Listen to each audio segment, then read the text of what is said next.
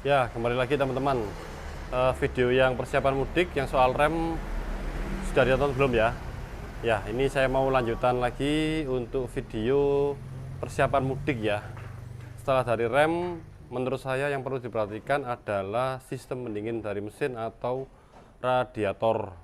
Itu banyak yang harus dicek. Nanti saya pantau satu persatu, saya tunjukkan satu persatu. Tetapi untuk tiap mobil beda-beda ya teman-teman. Kalau radiator, kalau ragu dibawa ke bengkel terdekat aja yang dipercaya, karena kalau sekencang apapun mobil teman-teman, sepakum apapun rem mobil teman-teman, kalau radiator jebol, overheat, ya tidak bisa jalan ya.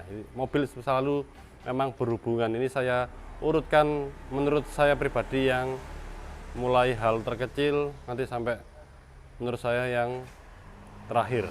Oke, dipantau selanjutnya. Ya teman-teman, yang saya bikin model kali ini tetap di mobil FD1 ini ya.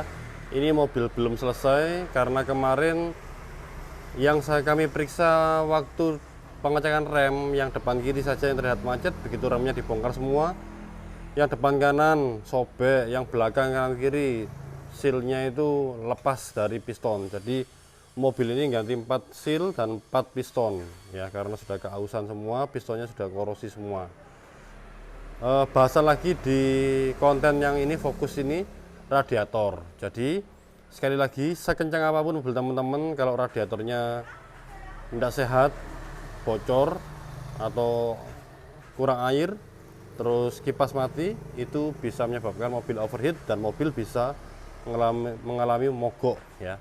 Jadi penting banget, rem itu penting. Yang kedua radiator, karena misalkan mesin cuman kotor-kotor aja, butuh tune up, itu paling boros, kurang maksimal tenaganya. Tapi kalau radiator itu ibaratnya nomor 2 setelah rem ya. Rem itu untuk keselamatan, radiator itu untuk penghidupan dari mesin, dia yang mengimbangi suhunya ya. Nggak usah basa-basi, yang perlu diperhatikan tak urutkan. Yang pertama adalah minimal maksimal tutup radiator diperiksa ya, tutup radiator diperiksa. Ini harusnya ada alatnya, alat khusus ya, alat khusus buat ngecek radiator. Sudah ada di konten saya berikut sebelumnya, tapi tidak usah saya praktekkan lagi di sini. Minimal maksimalnya teman-teman lihat dari bentuknya valve-nya tutup radiator ya. Ini kan ada valve-nya, biasanya ini lepas ya, valve-nya ini lepas. Nanti tak selipkan, kalau saya ada di galeri penyimpanan saya, kalau ada tak selipkan. Kalau sudah lepas harus diganti, karena dia tidak bisa berfungsi sebagai mana tutup radiator mestinya. Kalau dia kurang ngambil, kalau dia berlebihan, dibuang ke tutup cadangan. Oke, tutup radiator. Yang ketiga, bukan dulu mas. Yang kedua, teman-teman bisa senteri. Tapi ini mobil tertentu ya. Kalau mobil FD1 ini kan ada selang tambahan, jadi tidak bisa kelihatan kisi-kisi yang di sini. Nanti saya selipkan juga mobil yang ada kisi-kisinya, yang buntu seperti apa, yang bagus seperti apa. Ya, ini seperti ini dilihat. Nanti dilihat kalau ada kulennya tampak apa enggak ya. Kalau tampak oke, kalau kurang ditambahi aja dengan kulen sesuai dengan warna yang di kulen mobil tersebut atau mobil teman-teman sendiri. Bisa merah, hijau, atau hijau neon, terserah. Terus teman-teman pakai alat sebenarnya, makanya saya sarankan ke bengkel. Ini alatnya namanya radiator pressure ya, untuk mengetahui ada rembesan atau kebocoran dari selang-selang radiator, pipa-pipa radiator, ataupun dari heater kalau heaternya bermasalah ya. Ini biar dilakukan pengetesan. Terus kita juga cek fungsi dari, atau cek fisik dari radiator sendiri. Biasanya upper tank ini bermasalah atau retak ya. Itu terlihat banyak sekali di mobil-mobil lama yang bahannya memang tidak dari metal ya. Ini biasanya mengalami keretakan di sini.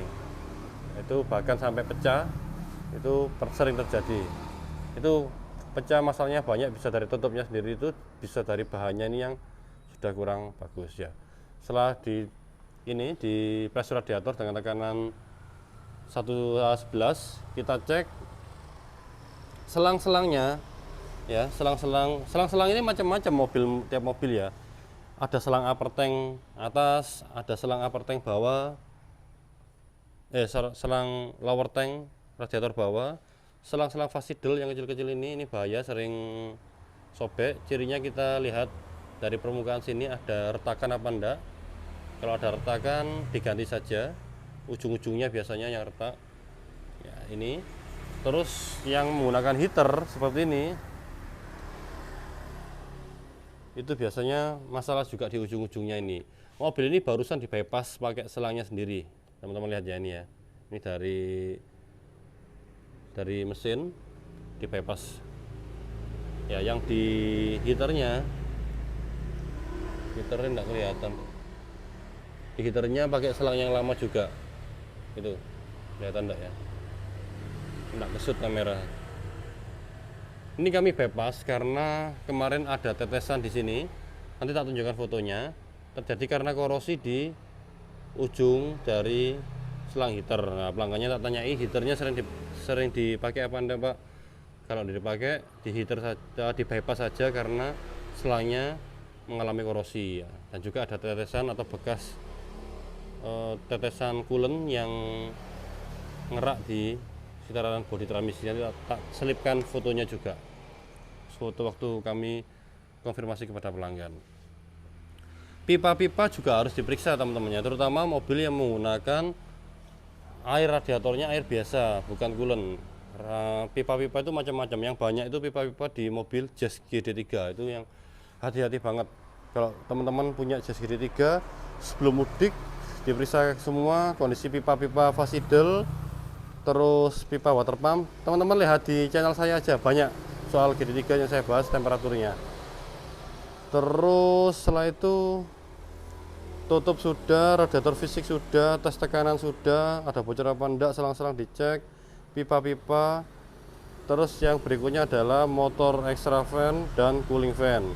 Kalau kita lihat dari mobil ya, extra fan cirinya adalah dekat dengan kompresor atau dekat dengan fan belt. Cooling fan yang berjauhan. Ya, semuanya ini berhubungan, satu teman untuk mendinginkan radiator ya. Ini dia selain membantu pendinginan radiator juga membantu pendinginan kompresor. Yang ini fokus di radiator. Ini dua-duanya harus nyala. Cara fungsinya tiap mobil beda-beda. Mobil ini FD1 ini begitu kita AC on, dia dua-duanya harus nyala. Suhu di 96 derajat dia nyala. Kalau mobil yang baru-baru seperti BRV itu kita harus starter dulu, kunci kontak di on kan, baru dia nyala ya. Makanya teman-teman dibawa ke bengkel terdekat saja yang langganan untuk mengecek sistem pendingin dari mobil teman-teman ya, karena banyak sekali urutan-urutannya ya. Itu yang menurut saya yang perlu diperhatikan saat kita mudik ya. Itu tadi, sekencang apapun mobil teman-teman, kalau radiatornya jebol bisa bikin overheat dan mobilnya mogok ya. Itu aja yang mau saya sampaikan kali ini ya. Kalau ada kurangnya teman-teman lihat video-video yang saya lama, misalkan Jazz GT3 ya, Jazznya itu banyak konten-konten soal sistem pendingin dan radiator. Jadi teman-teman bisa fokus di mobil teman-teman. Kalau tidak mau ngecek sendiri, bawa bengkel terdekat yang dipercaya. Semoga bermanfaat. Selamat menunaikan ibadah puasa, salam liburan, terima kasih.